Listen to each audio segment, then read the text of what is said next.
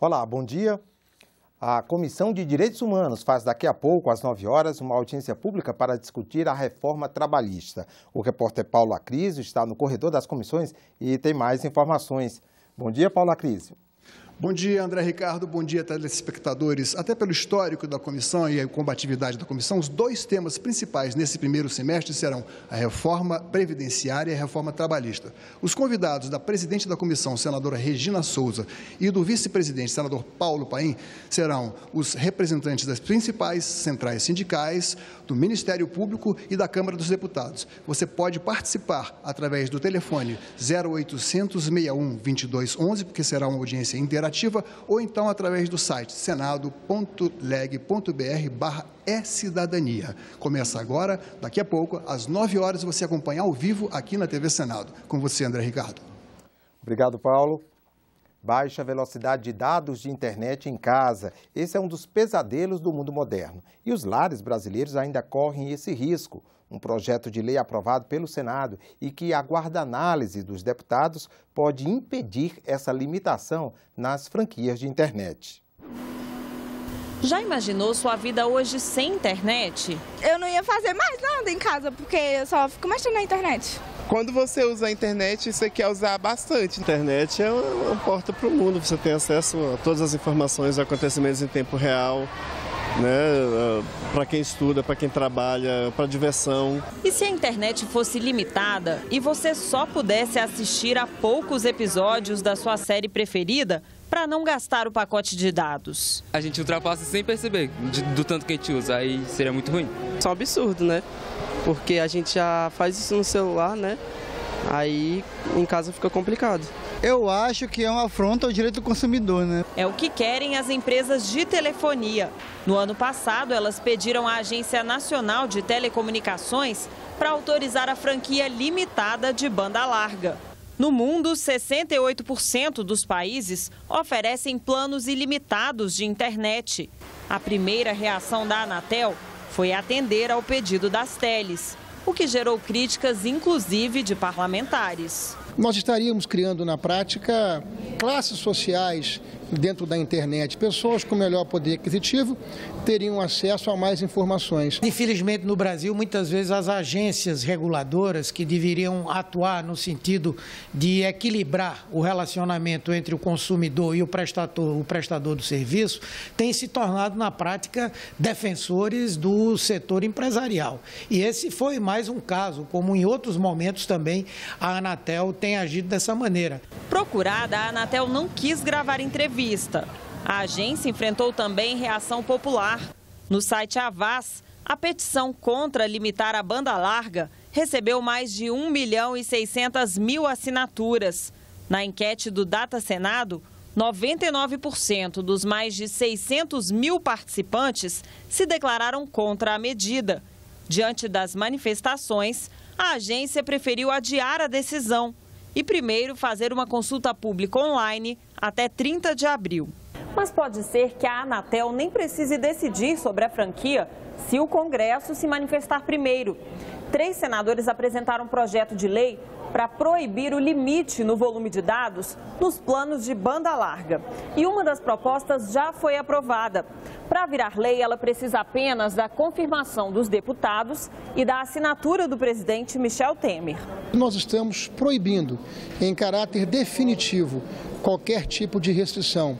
Nós estamos garantindo uma internet livre e ilimitada para todos. Que ela sendo ilimitada e não havendo cobrança da franquia, nós teremos condição de aprofundar ainda mais a sua utilização, como educação à distância, os portais, o entretenimento.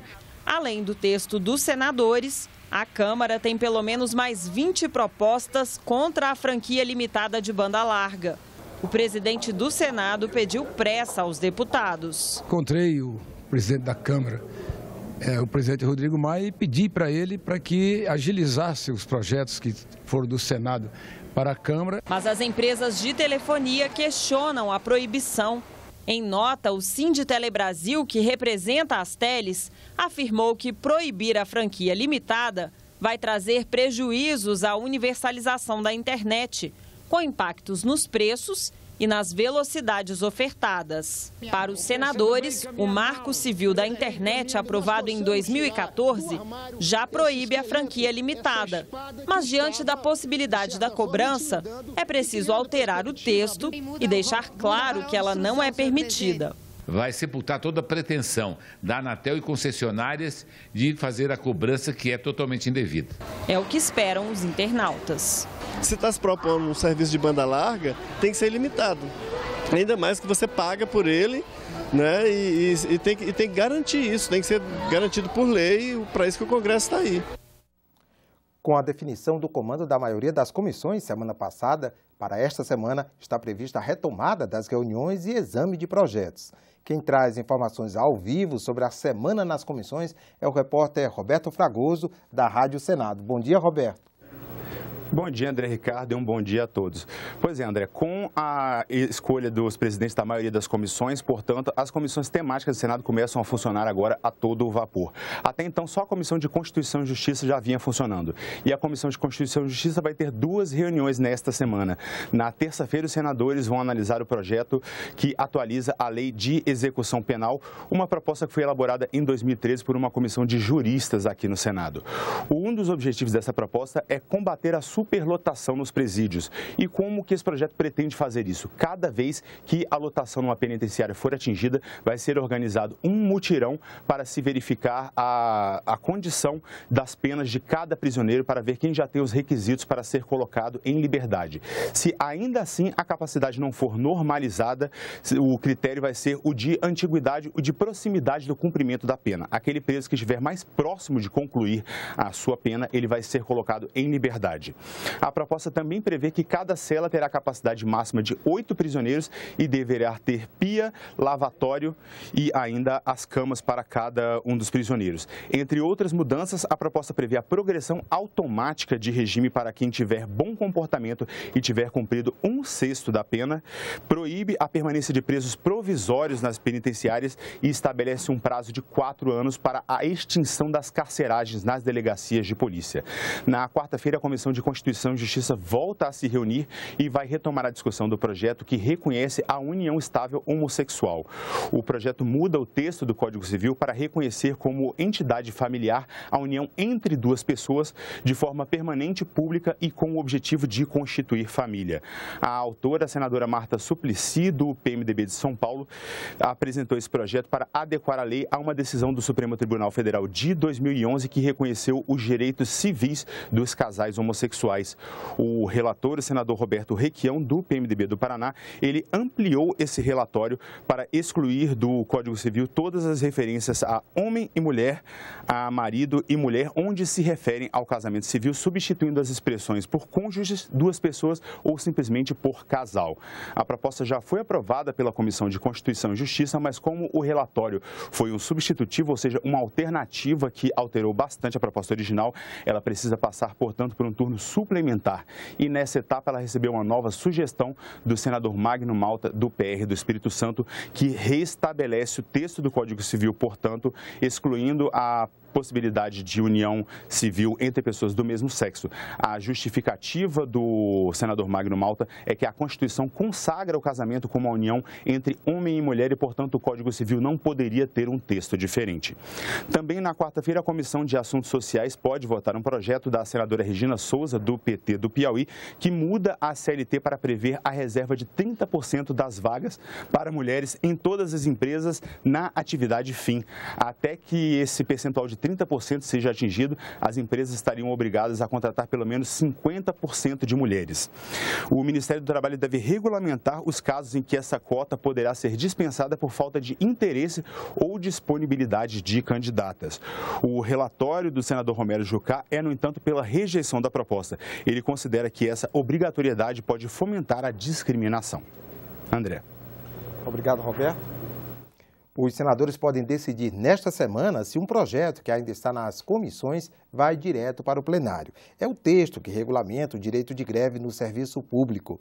A matéria esteve na pauta no mesmo dia em que houve protestos em todo o país contra as reformas do governo. O projeto está no Senado desde 2011. O texto original prevê um mínimo de servidores públicos que devem continuar trabalhando durante as greves. Para atividades consideradas não essenciais, 30% e 50% para serviços essenciais, como saúde, abastecimento de água, energia e combustíveis, coleta de lixo e tráfego aéreo. Policiais militares, bombeiros e forças armadas continuam sem direito à greve. Outras categorias da segurança pública devem manter 80% trabalhando. Mas o relator, Paulo Paim, mudou a proposta na Comissão de Direitos Humanos. Ele defende para todas as categorias de servidores um mínimo de 30% no trabalho durante as greves e só proíbe a paralisação de militares das Forças Armadas. O projeto está na Comissão de Constituição e Justiça, mas na quarta-feira passada, o presidente Eunício Oliveira colocou em votação um requerimento para levar a proposta direto ao plenário. Só que nem todos os líderes estavam de acordo. Do Brasil todo está nas ruas. Nós votarmos exatamente hoje a urgência para essa matéria é um preço que nós não podemos pagar. É para tentar, na marra, barrar as mobilizações contra a reforma da Previdência e contra a reforma trabalhista. É tentar impor a lei do arbítrio na marra para os servidores públicos e depois, quem sabe, até para os trabalhadores. Não é factível os argumentos aqui apresentados que se queira votar essa matéria de forma assodada, de forma precipitada. Muito pelo contrário, é uma matéria que vem merecendo a atenção de diversos senadores e senadoras. O requerimento de urgência chegou a ser aprovado em votação simbólica com o apoio dos governistas, mas a oposição reagiu para que o pedido fosse votado de forma nominal. O presidente chegou a abrir o painel, mas suspendeu a votação do requerimento e deixou a decisão para esta terça-feira. É importante que essas regras estejam definidas para que assim a gente possa levar adiante o bom debate, levar adiante os movimentos de reivindicação que são justos, que são legítimos, mas que não podem ter abusos que venham a prejudicar o direito da coletividade. Qual o senador que conhece o teor desse projeto? Eu conheço porque sou relator da matéria. A CCJ não se pronunciou. O líder do governo no Senado anunciou que tem um terceiro projeto sobre a greve dos servidores e vai pedir que a matéria tenha prioridade na votação. O texto prevê escala mínima de 40%, que sobe para 60% no caso de serviços essenciais. Ele cria mesa de negociação, ele cria prazos, ele cria categorias que, em tese, não poderão fazer greve, outras que poderão fazer comunicando determinado prazo, libera a representação sindical de servidor público que não tem hoje. Se os líderes partidários não chegarem a um acordo, a polêmica no plenário pode ser ainda maior. Ficamos por aqui. No decorrer do dia, você acompanha outras informações nos boletins do Senado Agora. Enquanto isso, continue assistindo a nossa programação.